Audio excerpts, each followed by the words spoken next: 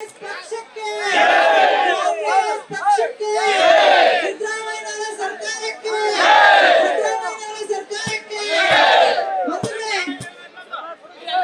ಮೂಲ ಹಗರಣ ಅದು ಇವತ್ತಿನ ದಿನದಲ್ಲ. ಮಾತಾಡಂತ ನಮ್ಮ ನಾಯಕರು ನಮ್ಮ ಸಚಿವರು ಬಹಳ ಚೆನ್ನಾಗಿ ಬಹಳ ವಿಚಾರಗಳನ್ನ ನಮ್ಗೆ ತಿಳಿಸಿದ್ರು. ಇವಾಗ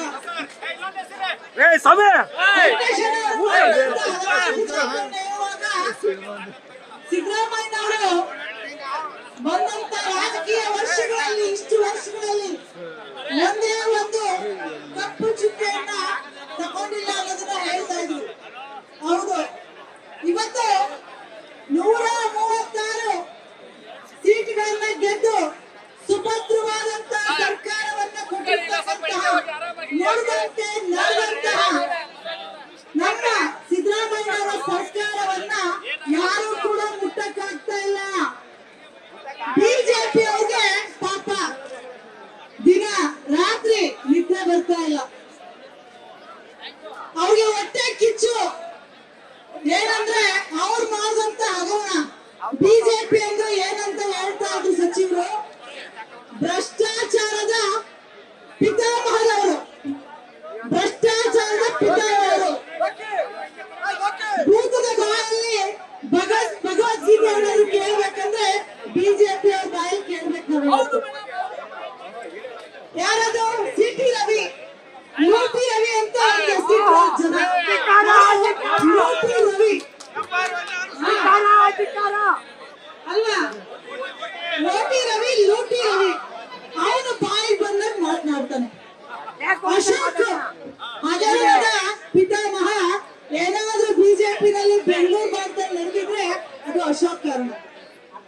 ಎಲ್ಲಕ್ಕಿಂತ ಹೆಚ್ಚಾಗಿ ಕೋವಿಡ್ ಸಮಯದಲ್ಲಿ 22,000 ಕೋಟಿ ರೂಪಾಯಿನೂ ಕೂಡ ನುಂಗಾಕ್ತಂತ ಬಿಜೆಪಿ ನಾಯಕರು ಇವತ್ತು ಮಾತನಾಡೋದಕ್ಕೆ ನೈತಿಕತೆ ಇಲ್ಲ, ನಾಲಾಯಕರು. ಅದಕ್ಕೆ ಜನ ನೀವು ನಾಲಾಯಕರು, ಸರ್ಕಾರ ನಡೆಸೋದಕ್ಕೆ ನಾಲಾಯಕ ಅಂತೇಳಿ ಮನೆ ಕಳಿಸಿರೋದು. ಹೌದಾ? ಹೌದಾ? ನೋಡಿ, ಇವತ್ತು ನಾನು ಏನೇ ಹೇಳೋದಿಲ್ಲ. ಮೂಲ ಸೈಟ್ ಹಂಚಿಕೆ ಆಗಿರೋದು ಯಾರ ಕಾಲದಲ್ಲಿ? ಬಿಜೆಪಿ ಕಾಲದಲ್ಲಿ. ಯಾರು ಕೊಟ್ಟೋದು? ಮೂಲ ಅವತ್ತಿನ ಅಧಿಕಾರಿಗಳು ಕೊಟ್ಟೋದು. ಯಾಕೆ ಕೊಟ್ಟರು?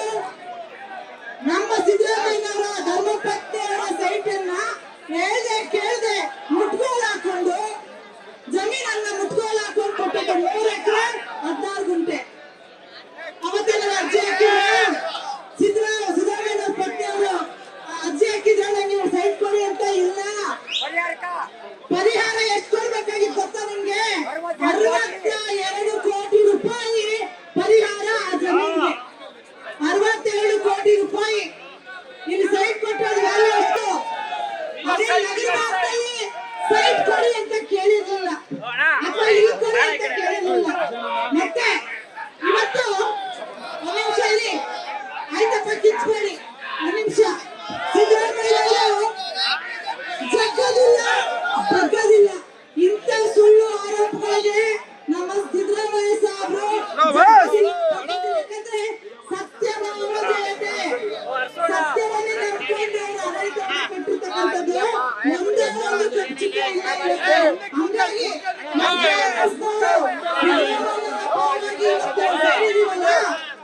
ನಮ್ಮ ಸರ್ಕಾರದಲ್ಲಿ ಒಂದೇ ಒಂದು ಹಗರಣ ಇಲ್ವಲ್ಲ. ಇವತ್ತು ನಾವು ಕೂಡ ಜಗ್ಗುವುದಿಲ್ಲ, ಪಕ್ಕುವುದಿಲ್ಲ ಕಾಂಗ್ರೆಸ್, ಜಗ್ಗುವುದಿಲ್ಲ, ಪಕ್ಕುವುದಿಲ್ಲ, ಜಗ್ಗುವುದಿಲ್ಲ, ಪಕ್ಕುವುದಿಲ್ಲ, ಜಗ್ಗುವುದಿಲ್ಲ, ಪಕ್ಕುವುದಿಲ್ಲ. ಭ್ರಷ್ಟ ಬಿಜೆಪಿ, ಭ್ರಷ್ಟ ಬಿಜೆಪಿ ನಾಯಕರಿಗೆ ಧಿಕ್ಕಾರ, ಧಿಕ್ಕಾರ,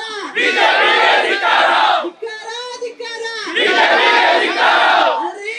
ನಾವು ನೀವು ಇವತ್ತು ಚಾಮುಂಡಿ ಬೆಟ್ಟಕ್ಕೆ ಹೋಗ್ಬೇಕಂದ್ರೆ ಯಾರನ್ನ ಅಧಿಕಾರಿಗಳಿಗೆ ಫೋನ್ ಮಾಡ್ಕೊಂಡು ಇನ್ಫ್ಲೂಯೆನ್ಸ್ ಮಾಡಿಸ್ತೀವಿ. ನಿಮ್ಗೆ ಗೊತ್ತಾ ಒಂದು ನಿಜ? ಸಿದ್ದರಾಮಯ್ಯನವರ ಧರ್ಮ ಪತ್ನಿಯವರು ಒಂದೇ ಒಂದು ದಿನ ಅವರು ಇನ್ಫ್ಲೂಯೆನ್ಸ್ ಮಾಡ್ಕೊಂಡು ದೇವಸ್ಥಾನಕ್ಕೆ ಹೋಗೋದಿಲ್ಲ.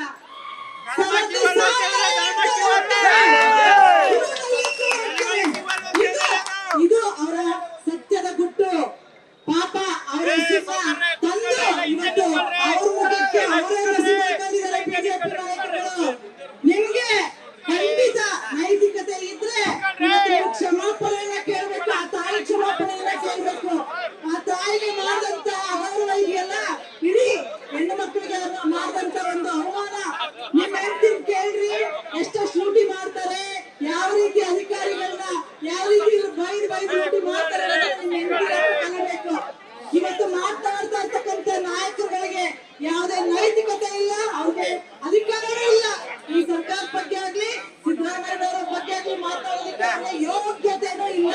ನಾಲಾಯಕ್ಗಳು, ಆ ನಾಲ್ಗೆಗಳಿಗೆ ನಾವ್ ಯಾರು ಕೂಡ ಜಗ್ಬೇಕಾಗಿಲ್ಲ, ಬಗ್ಬೇಕಾಗಿಲ್ಲ.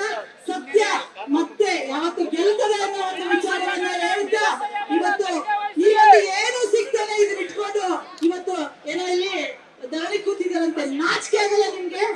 ನಾಚಿಕೆ ಆಗಲ್ಲ?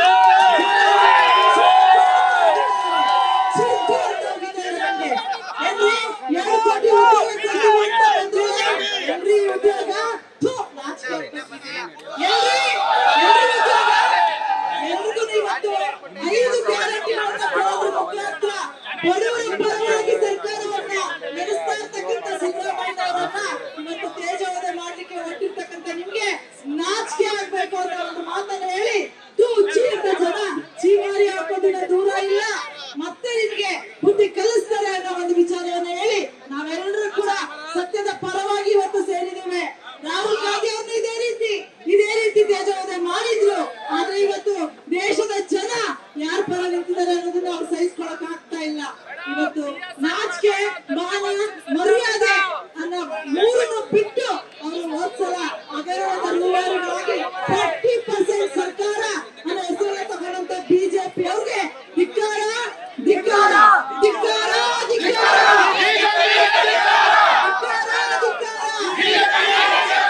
PSI ಹಗರಣದಲ್ಲಿ ಸಾಕಷ್ಟು ಲಾಭಗಳಿರ್ತಕ್ಕಂಥ ಬಿಜೆಪಿ ನಾಯಕರಿಗೆ ಕೋವಿಡ್ ಸಮಯದಲ್ಲಿ 22,000 ಕೋಟಿ ಲೂಟಿ ಮಾಡಿ ನಾಚಿಕೆ ಇಲ್ದಿರ ಮಾತಾಡ್ತಿರ್ತಕ್ಕಂಥ ಬಿಜೆಪಿ ನಾಯಕರಿಗೆ, ನೈತಿಕತೆನೇ ಇಲ್ದೇನೆ ಸುಳ್ಳು ಪಳ್ಳು ಹೇಳ್ಕೊಂಡು ಜನರನ್ನ ದಾರಿ ತಪ್ಪಿಸ್ತಾ ಇರ್ತಕ್ಕಂಥ ಬಿಜೆಪಿ ನಾಯಕರಿಗೆ ಧಿಕ್ಕಾರ, ಧಿಕ್ಕಾರ, ಧಿಕ್ಕಾರ, ಧಿಕ್ಕಾರ. ಜಗೋದಿಲ್ಲ, ಬಗ್ಗೋದಿಲ್ಲ. ಇದು ಇವತ್ತು ಸ್ಯಾಂಪಲ್ ಅಷ್ಟೇ, ಇದು ಟ್ರೈಲರ್, ಪಿಕ್ಚರ್. ಜೈ ಹಿಂದ್, ಜೈ ಕಾಂಗ್ರೆಸ್. ನ್ಯೂಸ್ ಫಸ್ಟ್ ನಿರ್ಭೀತಿಯಿಂದ ನಿಮ್ಮ ಪರವಾಗಿ.